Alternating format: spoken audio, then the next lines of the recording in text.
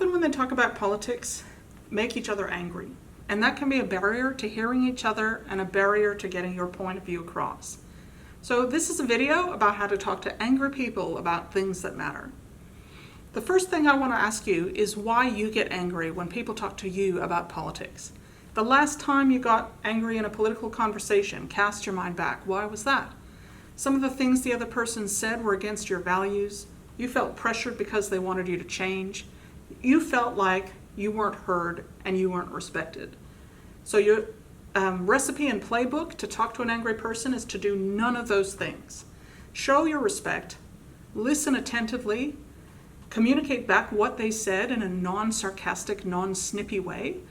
Genuinely, respectfully say, so I think I hear you say this. Repeat back what they said, which shows that you heard them. And then don't go out of your way to go against their values, but make your own point from your own story with your own truth. Try to eliminate any expectation that you're there to manipulate or control the other person.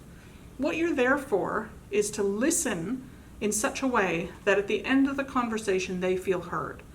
It's extremely unlikely that two people who are politically opposed will change each other's minds in a single conversation. It does happen, but it happens rarely. What usually happens is that you would have a conversation and walk away thinking, wow, that person who has different views than me was a nice person who was respectful. And if enough of us do that, we're building that trust bridge to our side of politics from theirs.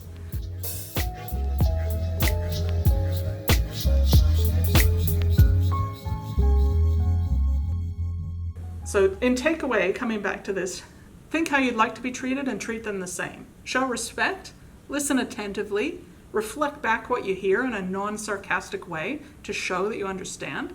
Show empathy, don't go out of your way to violate their values or step on them, but communicate what you believe and why.